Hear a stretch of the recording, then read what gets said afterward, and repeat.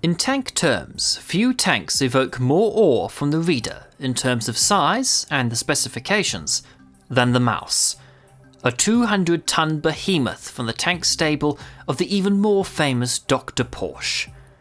It is also no secret that there is a certain following, especially online and in the media generally, for what could, at best, be described as Nazi wonder weapons.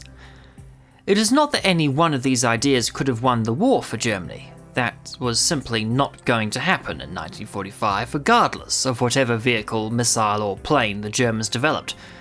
What they were, however, is a reflection of the giant level of engineering and imagineering which ran amok at times in Nazi Germany.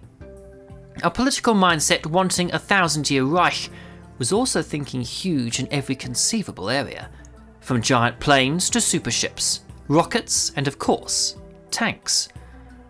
If the Mouse impressed as a 200-ton vehicle, then imagine a vehicle 5 times that weight, a true Goliath.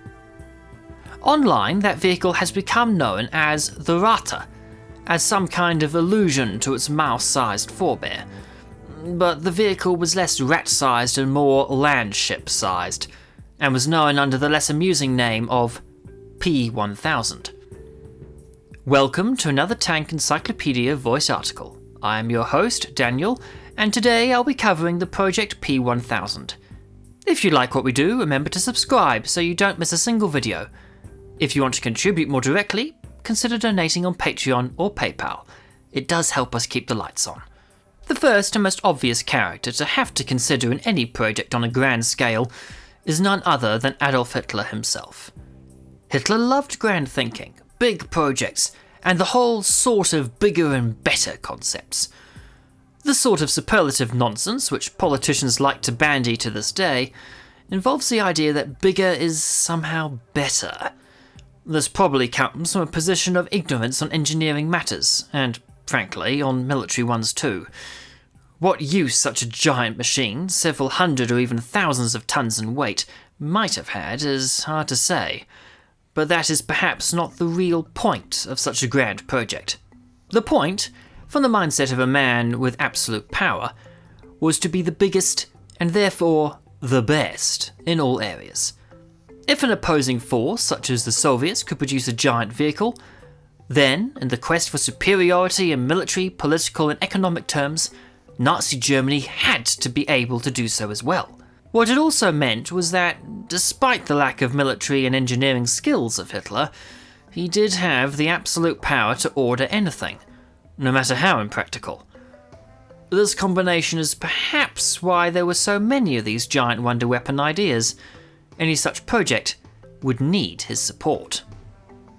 The second man in the mix is the most important in the story of the P.1000. The far less well-known figure of Edward F. Grote. Grote's work on huge tanks had begun early, before the war had even started, but still in the context of a Nazi Germany confident in its own abilities. Edward Grote was a skilled engineer who, when living in Leipzig and running an engineering concern between 1920 and 1922, had received several patents for engines, in particular diesel engine innovations. Grote's interest in power transfer and diesel engines would be very useful when it came to designing large and heavy tanks. The Soviets had, after April 1929, tried to emulate the French FCM-2C with a project of their own. To this end, they had engaged various foreign engineers and designers, and this included the ideas of Edward Grote. Grote and his firm had, by 1931, risen to being the head and lead designer of the Soviet design team for this new giant tank. A design bureau known as AWO-5 was set up in Leningrad for him to conduct the design and development work. By 22nd of April that year, the preliminary outline was ready. This became the first in the TG, or Tank Grote series. The design was innovative, but it was expensive. The novel track design did not find favour, and the BT-5 tank was selected instead. Despite attempts to improve the TG design, it grew heavier, more complex, and even more expensive. until May 1932 when the Soviets finally killed the project. The cheaper and simpler T-35A was eventually selected for this role instead. Grote, however, did not give up on the idea of an increasingly large tank, with little concern for the restrictions of road and rail weight and gauge limits. In March 1933, he submitted a new, massive, and even less plausible vehicle concept to the Soviet Marshal Mikhail Tukhachevsky, a key figure in the Soviet military modernization during the 1930s. At over 30 meters long, this 1,000-ton vehicle mounted guns and armor of the sort of size usually seen on battleships, running on no less than 6 sets of tracks, with 3 on each side. Grote had stepped beyond the heavy or breakthrough tank and had gone full land battleship. He determined that it would need 12 2,000 horsepower 16-cylinder diesel engines with a total output of 24,000 horsepower and a special hydraulic transmission. Aside from the obvious production and utility problems of such a huge vehicle, the design had serious flaws, including the lack of suitable engines, and the Soviets quite sensibly rejected the vehicle.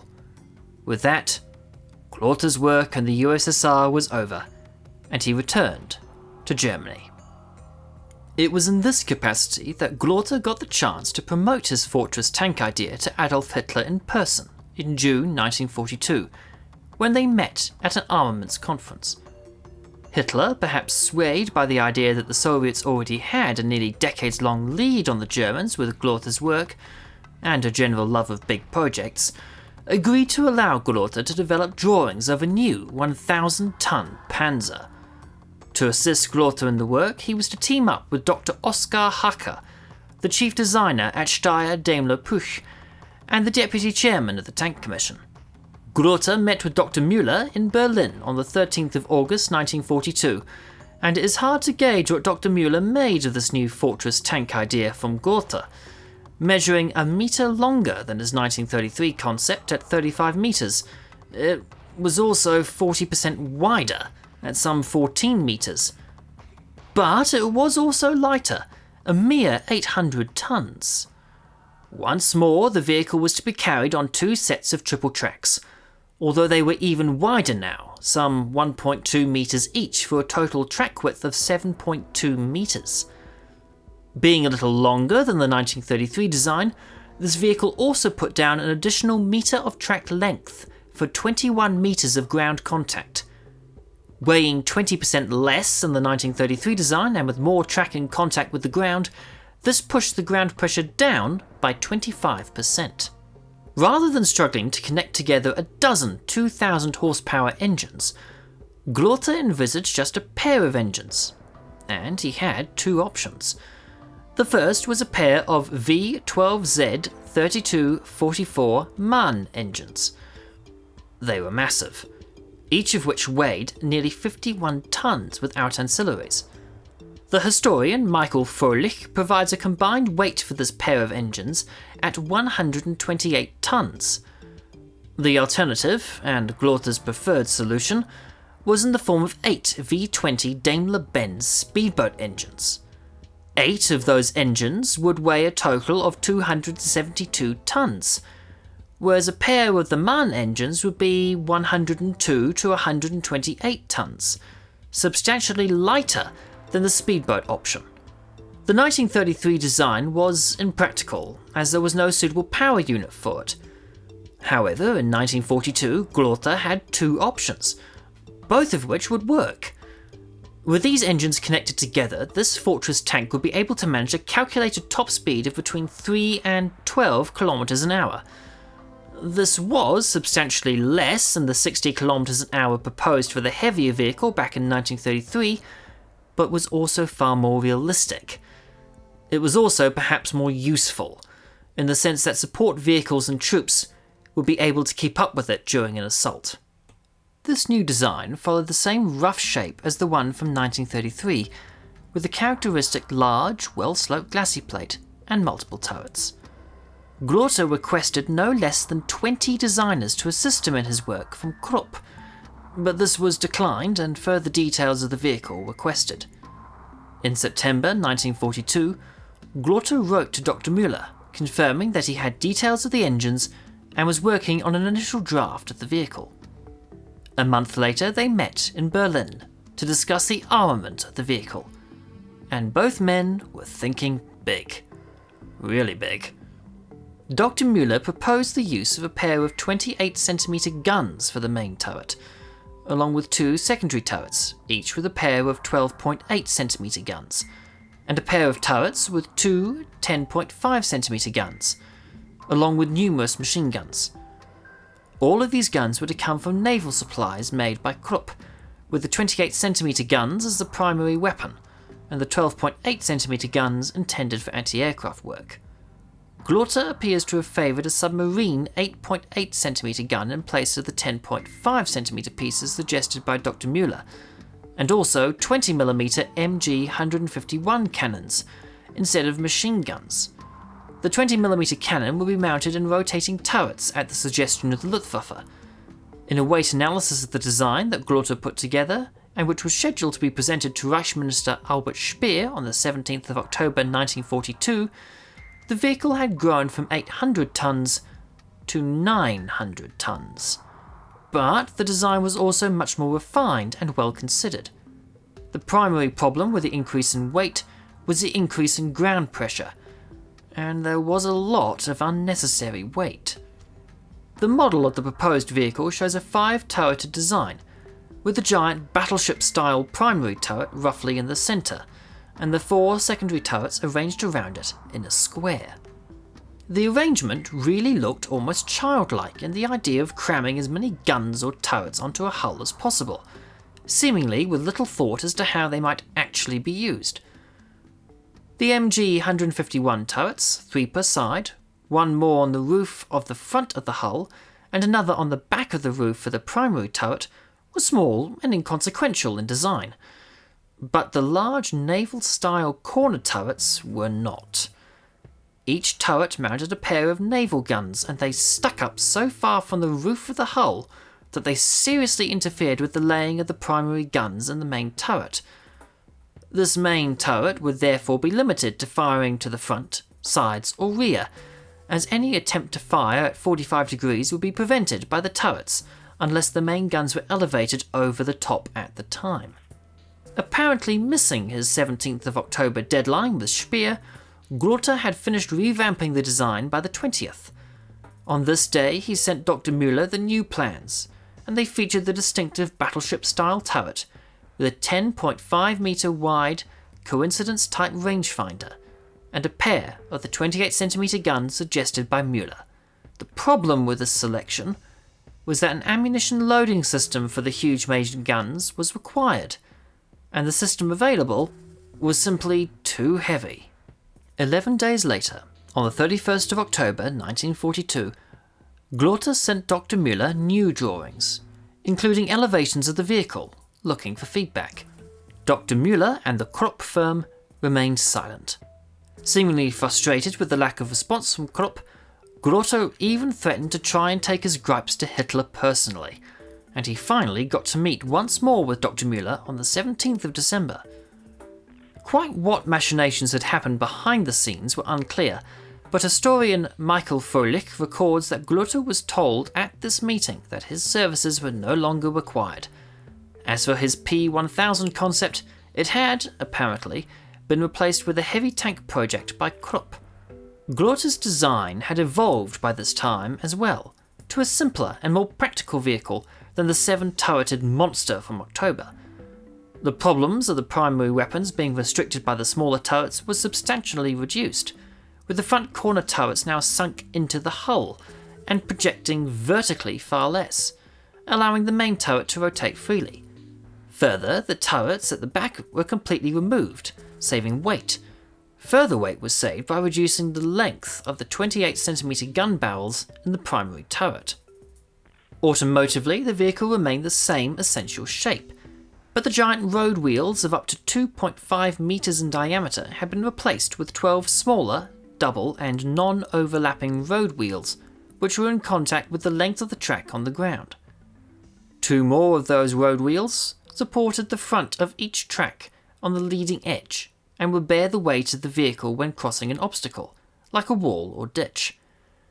With 6 sets of tracks, that meant 96 of those double road wheels to support the full lengths of each track. Such a long track run under the side skirts would need some kind of support too, and this would likely be in the form of track rollers, although how many is not known. A clue into just how large and imposing the sort of primary turret Grote had planned can be found to this day in Norway, at the Osterland fort. It is located on a finger of land jutting out across the fjord leading into the harbour at Trondheim. In 1942, to guard the approaches to Trondheim, a turret from the Nisal was installed in a concrete bunker. The triple 28cm turret is today part of a museum open to the public. Assuming the mounting of the P.1000's 28cm guns could match the plus 40 to minus 8 degrees of the vertical movement as achieved in the Osterland fort, this would leave a substantial blind spot in front of the vehicle. Given the huge size of the guns and shells, that may not be such a bad thing. However, even with the recessed turret design from December 1942, the depression of the primary and secondary weapons was so poor that up close the vehicle would have no means of defending itself. Indeed, the ground clearance for the vehicle is so high, some vehicles may be able to pass underneath. If anything, the whole 1,000-ton Panzer idea owed more to the somewhat fanciful concepts for land battleships floated around in the First World War, when they were rightly ignored by most armies as impractical.